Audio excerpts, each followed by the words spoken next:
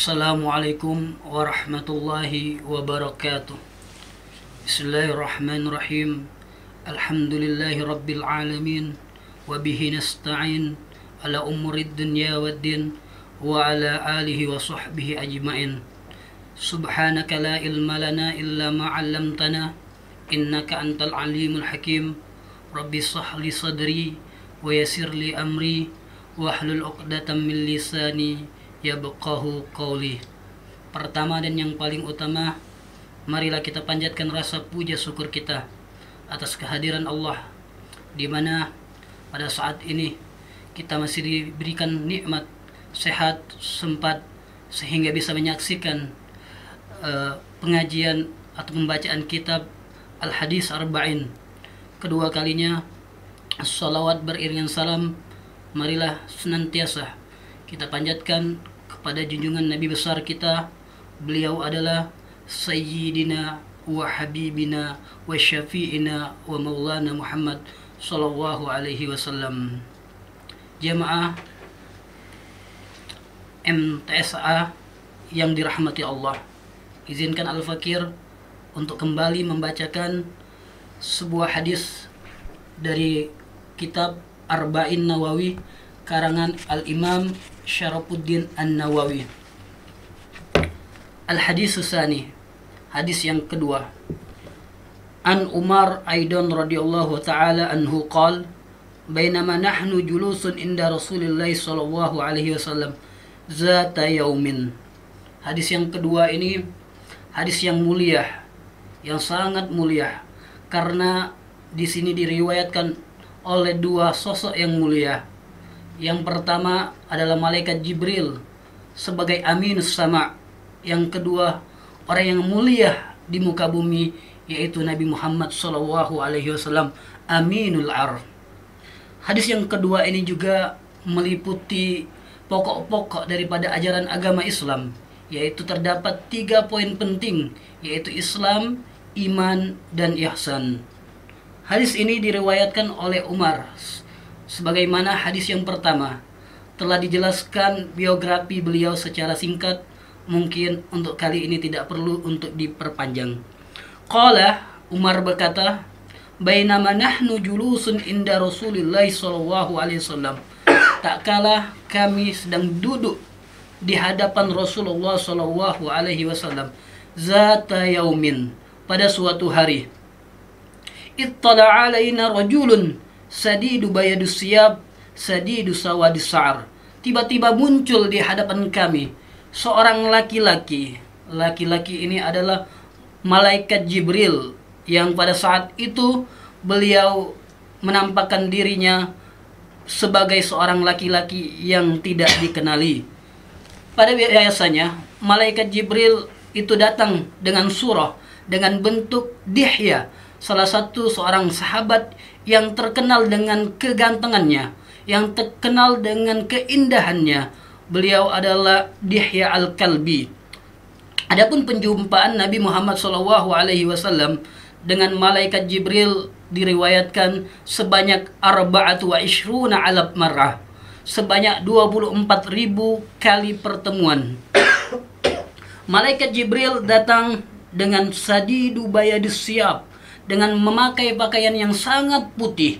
Ini mengindikasi bahwa ketika kita ingin bertemu, menjumpai seorang mulia, kita haruslah memakai pakaian yang rapi, yang bersih, kalau perlu putih.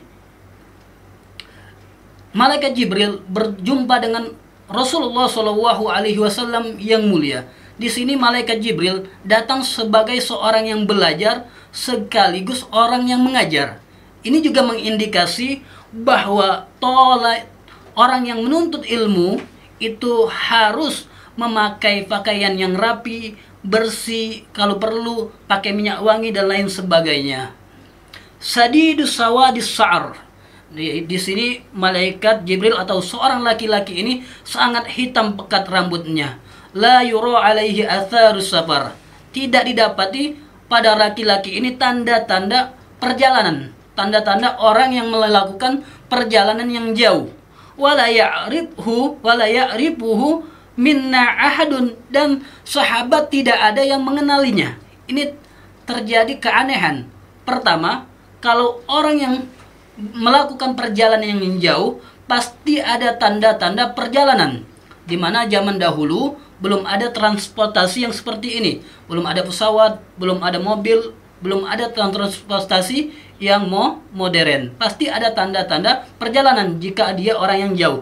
Tapi kalau dia orang yang dekat, pasti di antara sahabat di situ pasti ada yang mengenali. Ini ada terjadi suatu kejanggalan.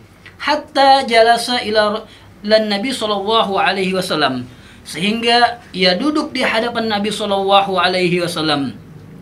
Fa asnada rukbatayhi ila rukbatayhi.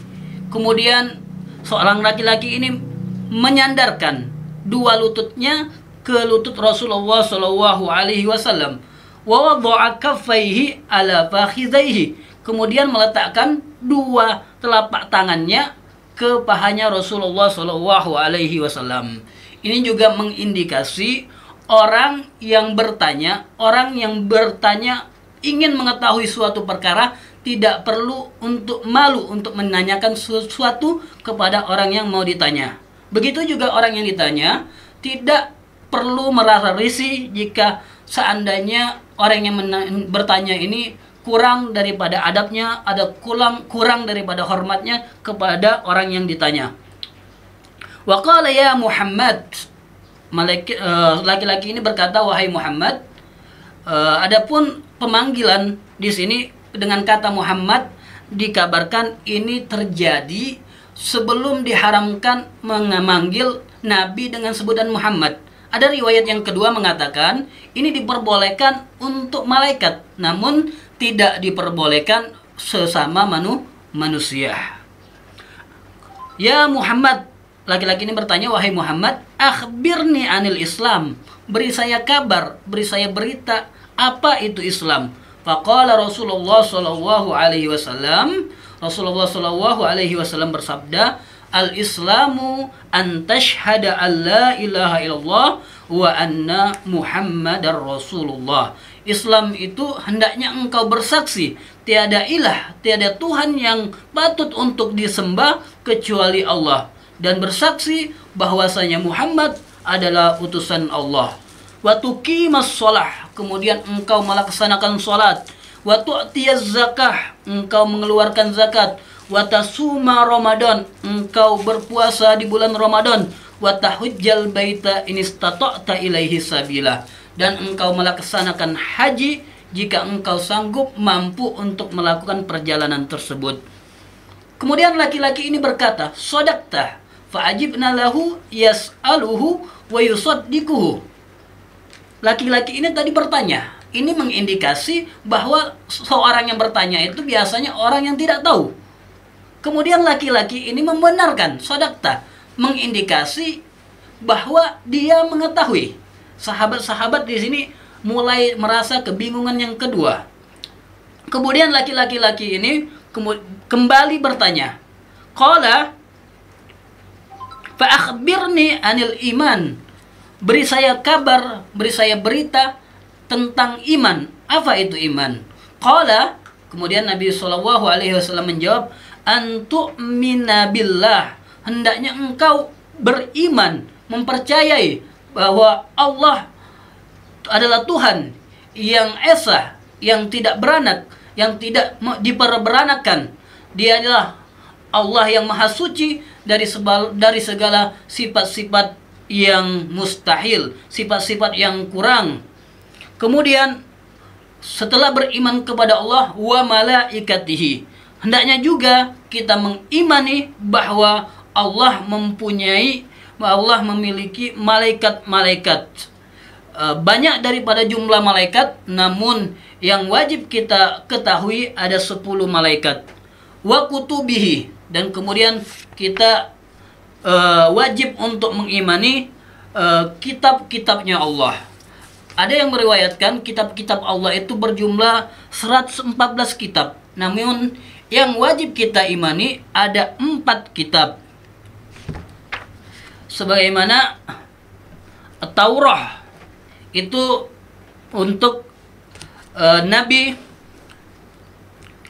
Musa, Injil untuk Nabi Isa, Zabur untuk Nabi Daud, dan Al-Quran untuk Nabi Muhammad Sallallahu Alaihi Wasallam. Wa kutubihi wa rusulihi. Kemudian kita juga wajib mengimani rasul-rasulnya Allah Subhanahu wa taala.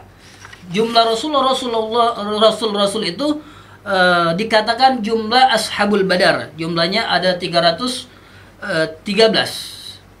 Namun yang wajib kita ketahui, yang wajib kita imani, ada 25 rasul yang wajib kita ketahui. Kemudian laki-laki itu kembali bertanya, fa akhbirni anil ihsan. Ya, sebelumnya laki-laki itu kembali bertanya, fa akhbirni anil ihsan.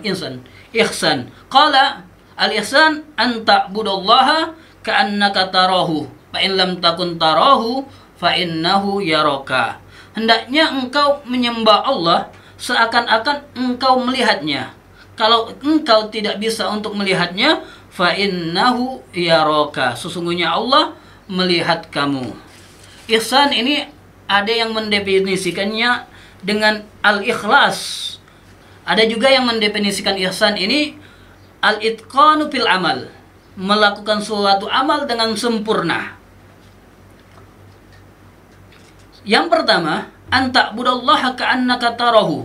Di sini kita dianjurkan menyembah Allah dengan penuh kehadiran, seakan-akan kita melihat Allah dengan rasa khusyuk, khudu, merendah diri di hadapan Allah.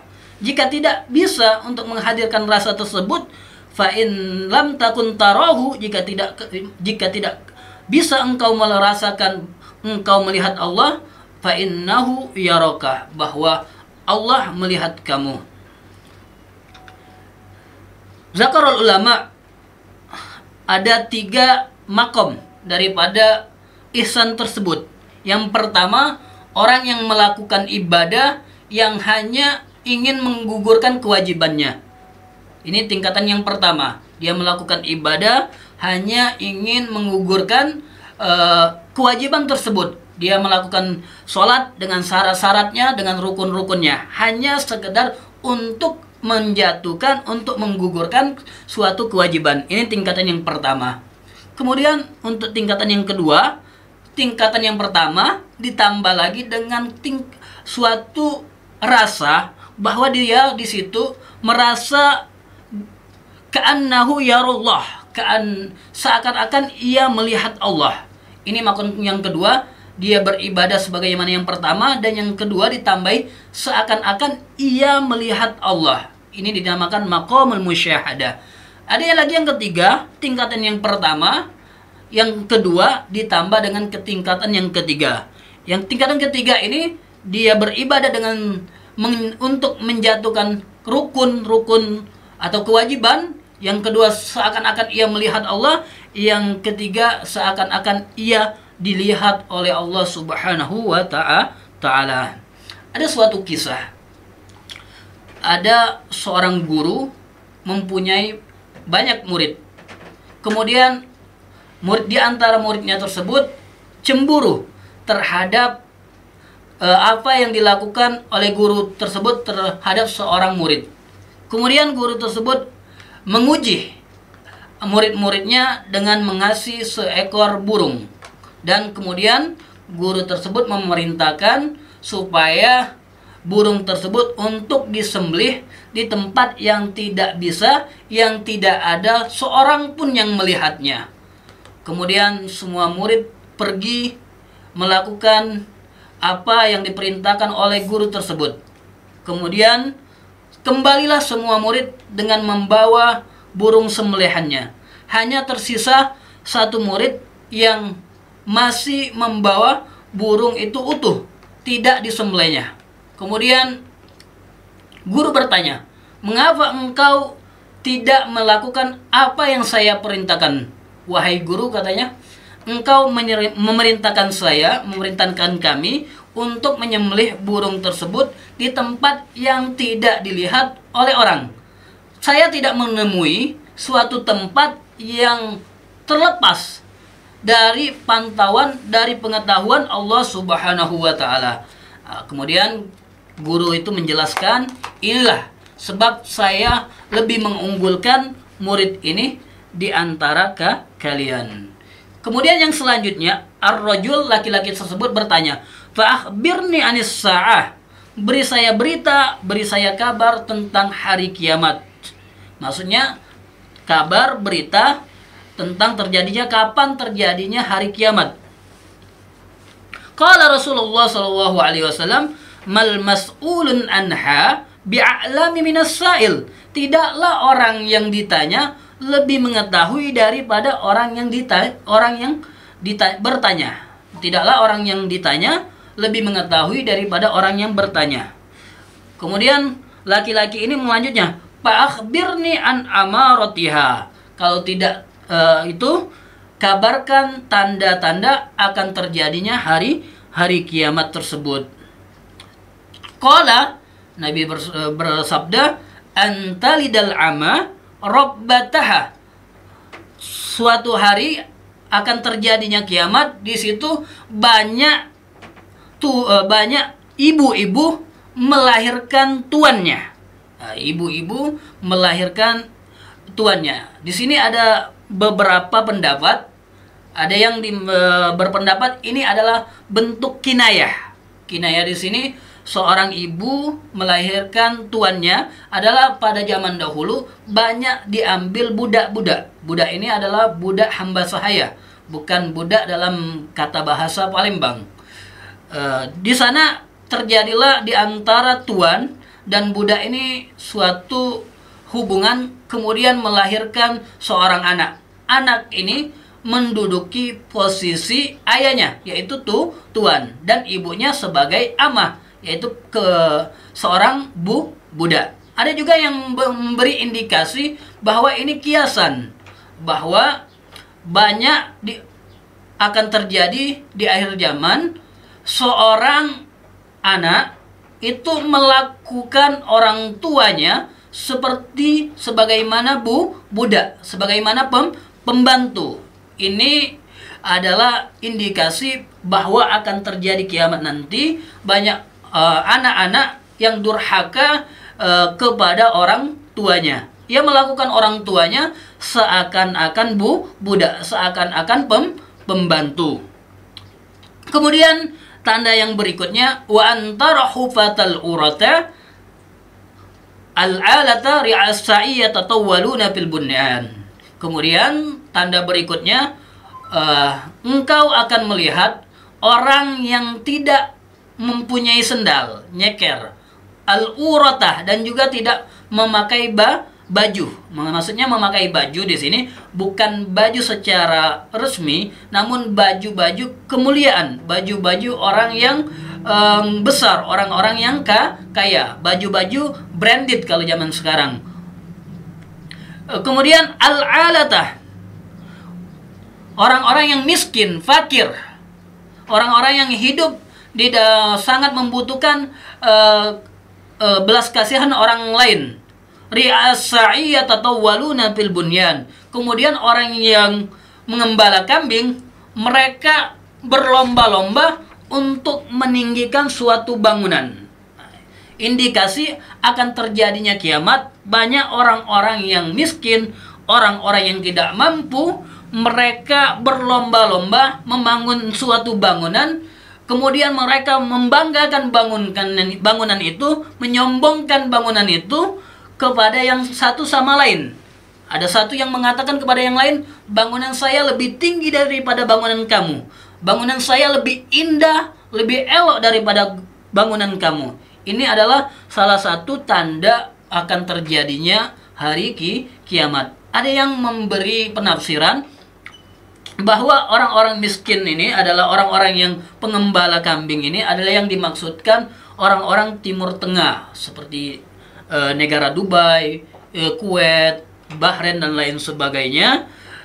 Mereka kalau kita lihat sekarang, realitas sekarang, seperti di Dubai ada gedung namanya Burj Khalifah, adalah gedung pencakar langit yang tertinggi di dunia. Bahkan ada kabar berikutnya Arab Saudi akan membangun bangunan yang lebih tinggi daripada Burj Khalifah tersebut. Nah, itu adalah salah satu penafsiran indikasi bahwa akan terjadinya hari kiamat. Kemudian Nabi Muhammad SAW melanjutkan, Summan talaqah